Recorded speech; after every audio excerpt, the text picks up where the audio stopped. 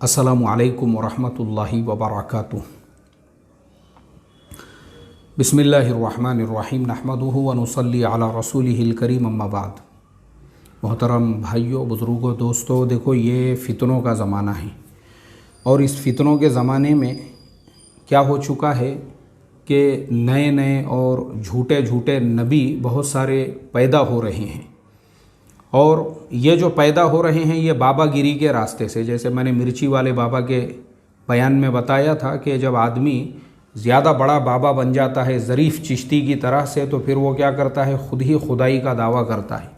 बोले कभी कभी लगता है कि अपुनीज भगवान है, उसको ये गुमान हो जाता है। ऐसे ही कुछ लोग नबूवत के दावे करने लग जाते हैं जब देखते हैं कि पब्लिक हमारे से बहुत जुड़ रही है।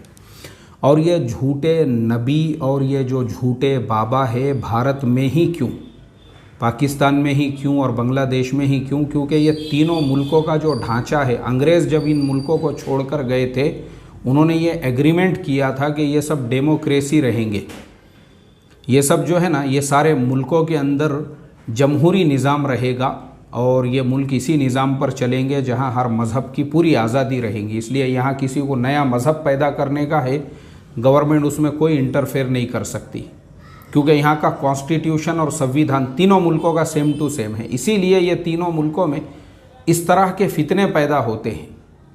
अल्लाह हिफाजत फरमाए।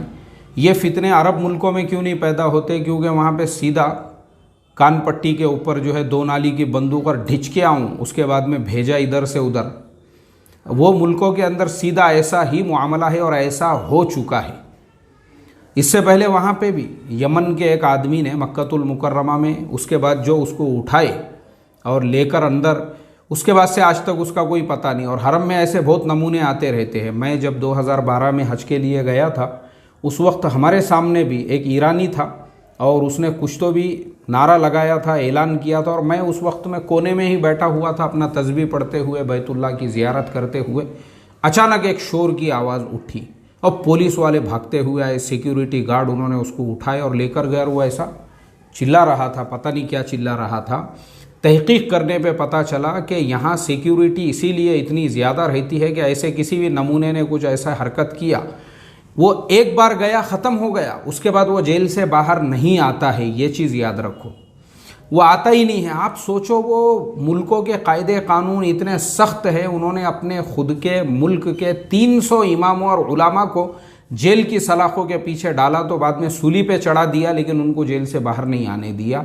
तो फिर किसी और दूसरे आयरे गैरे नत्तू खैरे का तो सवाल ही नहीं पैदा होता। हमारे मुल्कों में ये सब क्यों है? क्योंकि यहाँ डेमोक्रेसी है, यहाँ पे चमत्कार दिखाओ, और जैसे ही आप चमत्कार दिखाओगे तो आपके चमत्कार को नमस्कार मिलना शुरू हो जाएगा। तो हर चमत्कार को यहाँ पे नमस्कार है। आप कोई भी एक चमत्कार दिखा दो, बाबा बाबा बाबा बाबा, बाबा के बाद में फिर नबूवत का दावा। अल्लाह हिफाजत फरमाए। ऐसे भामटे आपको हमारे मुल्क में ही मिलेंगे, बस ऐसे भामटे। जबकि अल्लाह के नबी सल्लल्लाहु अलैहि वसल्लम की जो पेशन गोई है इमाम महदी के बारे में, और इसी तरह से हज़रत ईसा अलैहिस्सलातु वस्सलाम, ये जो लोग हैं ये कहाँ आएंगे?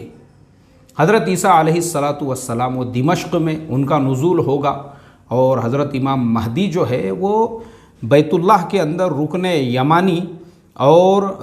यमानी और जो बैतुल्लाह का दरवाज़ा है उसके दरमियान की जो दीवार है वो वहाँ पे बैठे हुए होंगे और लोग उनको पहचानेंगे।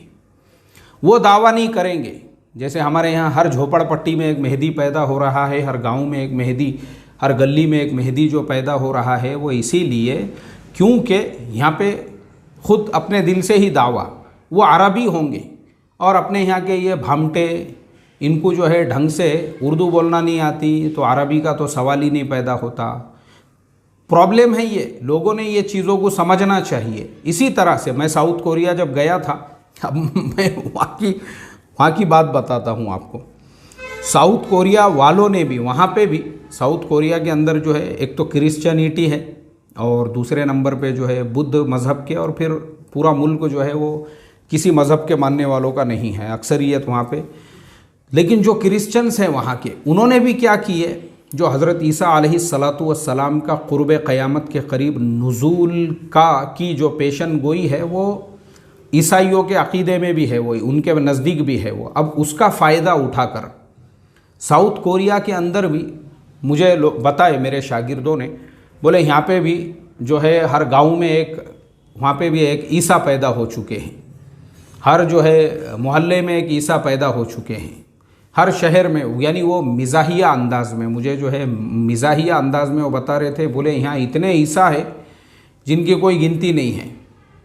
हर एक ने दावा किया है, ये बोलता मैं ईसा हूँ, फिर ये बोल रहा मैं ओरिजिनल ईसा हूँ, वो डुप्लीकेट है। इनमें उनमें झगड़े चालू है वहाँ पे, हर ईसा के अंदर इतने ईसा हो चुके हैं, नऊज़ बिल्लाह।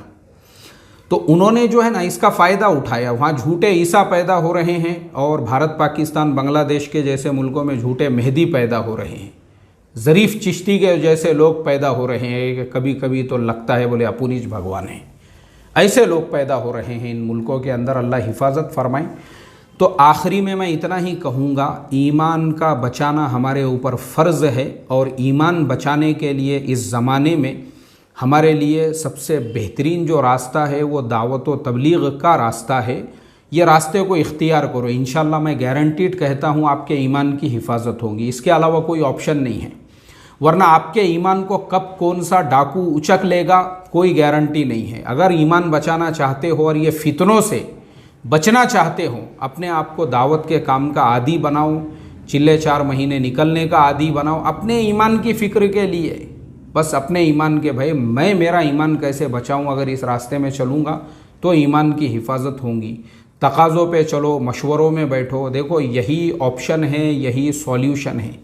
इसके अलावा there is no option and no solution. दावत का काम ही आज के ज़माने में मुसलमानों के हर मसले का हल है, दावत का काम ही हर फितने का जवाब है, दावत का काम ही अपने ईमान की और अपने घर वालों के ईमान की हिफाजत का सबसे आसान और बेहतरीन रास्ता है। बस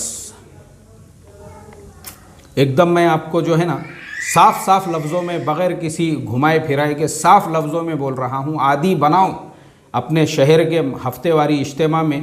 मैं जो इतनी शिद्दत के साथ में मरकज़ निज़ामुद्दीन और हज़रत जी मौलाना साद साहब के इमारत की बात करता हूँ, वो इसीलिए मेरा रिसर्च है भाई इसके ऊपर। इतनी बाबरकत मेहनत, इतनी मुबारक मेहनत, पूरी दुनिया में ये मेहनत एक छत के ताबेदारी के अंदर जो चल रही है, इसके मुकाबले पे अगर कोई खड़े रहेगा तो हम कभी भी बर्दाश्त नहीं करेंगे, क्योंकि हमको पता है यही मेहनत उम्मत का सॉल्यूशन है। तो इसलिए इस मेहनत को पकड़ के चलो, इस मेहनत की ताबेदारी में चलो, इंशाअल्लाह अल्लाह की ज़ात से 100% उम्मीद है ये हर फितने से अल्लाह तुम्हारी हिफाजत करेगा और हमारी भी हिफाजत करेगा।